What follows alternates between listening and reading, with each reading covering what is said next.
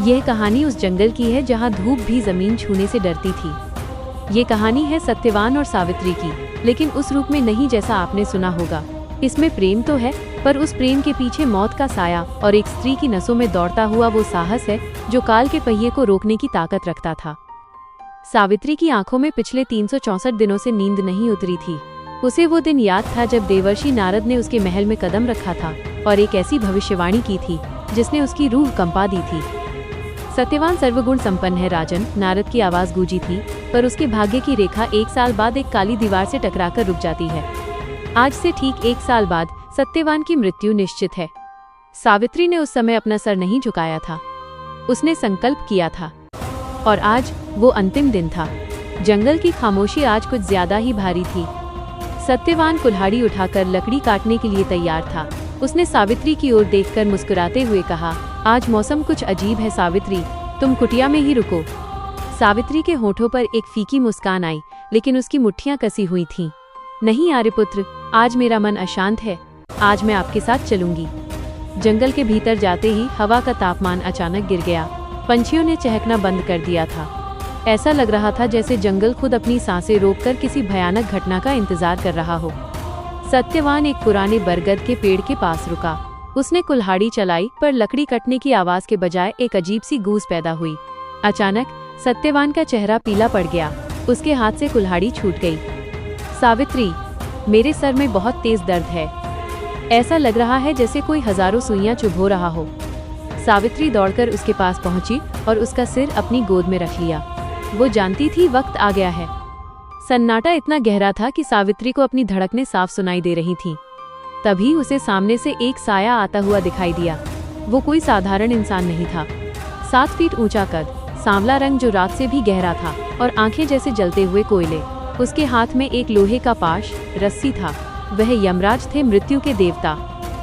यमराज ने बिना रुके सत्यवान के शरीर से उसके प्राण का अंगूठा बराबर सूक्ष्म रूप निकाला और अपने पाश में बांध लिया। बिना एक शब्द कहे वे दक्षिण दिशा की ओर मुड़ गए। सावित्री उठी। उसके पैरों में छाले थे। जंगल की कंटीली झाड़ियां उसके वस्त्रों को फाड़ रही थीं, लेकिन वो यमराज के पीछे चल पड़ी। रुको पुत्री, यमराज की आवाज बिजली की कड़क जैसी थी। तुम एक मृत शरीर के साथ यहीं रुक जाओ। सत्यवान का सफर खत्म हुआ, तुम्हारा अभी बाकी है। सीमा मत लांघो। सावित्री की आंखों में आंसू नहीं, एक तेज चमक थी। उसने कहा, प्रभु, जहाँ पति का प्राण जाता है वहीं पत्नी का धर्म उसे ले जाता है। यह सनातन सत्य है। आप मुझे रोक नहीं सकते, क्योंकि मेरा प्रेम और मेरा सतीत्व ही मेरा मार्ग है। यमराज उसकी बुद्धिमानी से थोड़े हैरान हुए। उन्होंने सोचा, इसे कुछ देकर यहाँ से विदा करूं। मैं तुम्हारी निष्ठा से प्रसन्न हूँ। सत्यवान के प्राणों के अलावा कोई भी वरदान मांग लो और वापस लौट जाओ। सावित्री ने बिजली की फुर्ती से कहा, मेरे ससुर जो अंधे हैं और जिनका राज्य छिन गया है, उनकी आंखों की रोशनी वापस आ जाए, तथास्तु। यमराज ने कहा, अब वापस जाओ। पर सावित्री के कदम नहीं रुके। वो फिर से उनके पीछे चलने लगी। यमराज अब क्रोधित हो रहे थे। सावित्री, तुम काल के मार्ग पर चल रही हो। यहाँ से कोई जीवित वापस नहीं गया। सावित्री ने बिना डरे जवाब दिया, महाराज, आप यम हैं क्योंकि आप नियम से चलते हैं। आप धर्मराज हैं क्योंकि आप न्याय करते हैं। क्या न्याय यह कहता है कि एक पतिव्रता स्त्री को उसके धर्म से अलग कर दिया जाए? विद्वान कहते हैं कि सत्पुरुषों के साथ 7 कदम चलने से भी मित्रता हो जाती है। मैं तो आपके साथ हजारों कदम चल चुकी हूँ। क्या आप मुझ मित्र को खाली हाथ भेजेंगे? यमराज उसकी तर्क शक्ति के कायल हो गए। अद्भुत, मांगो दूसरा वरदान, पर याद रहे सत्यवान के प्राण नहीं मिलेंगे। मेरे पिता का वंश नष्ट होने वाला है, उन्हें 100 पुत्र प्राप्त हों। सावित्री ने मांगा। तथास्तु, अब तो जाओ। लेकिन सावित्री अभी भी परछाई की तरह उनके पीछे थी। उसकी सांसें फूल रही थीं, पर इरादा चट्टान जैसा था। यमराज अब उस सीमा पर पहुंच गए थे जहां से आगे कोई मनुष्य नहीं जा सकता था।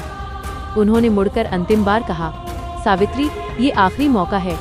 मांगो अपना आखिरी वरदान और इस हट को त्याग दो। यही वह क्षण था जिसका सावित्री को इंतजार था। उसने गहरी सांस ली और कहा, हे प्रभु, यदि आप वास्तव में मुझ पर प्रसन्न हैं तो मुझे 100 पुत्रों की माँ होने का वरदान दीजिए। यमराज ने अपनी धुन में बिना सोचे समझे कह दिया, तथास्तु, यशस्वी भव। कहते ही यमराज 2 कदम आगे बढ़े और अचानक रुक गए। उनके चेहरे पर एक अजीब सा भाव आया। काल का स्वामी खुद अपने ही बुने जाल में फंस चुका था। सावित्री वहीं खड़ी मुस्कुरा रही थी। उसने विनम्रता से कहा, प्रभु, आपने मुझे 100 पुत्रों का वरदान दिया है, लेकिन एक पतिव्रता नारी के लिए अपने पति के बिना पुत्र प्राप्त करना संभव नहीं है। यदि आप सत्यवान के प्राण ले जाएंगे तो आपका दिया हुआ वरदान झूठा हो जाएगा। क्या धर्मराज का वचन असत्य हो सकता है? चारों ओर एक दिव्य प्रकाश फैल गया।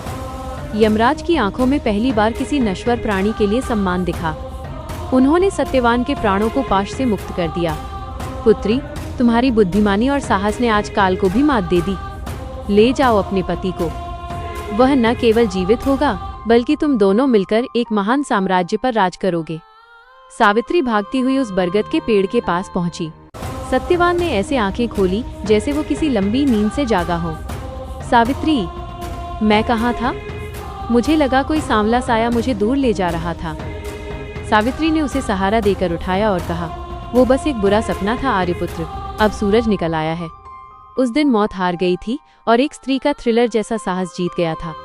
आज भी वो बरगद का पेड़ गवाह है कि अगर इरादा पक्का हो तो इंसान ईश्वर से भी अपनी तकदीर लिखवा सकता है।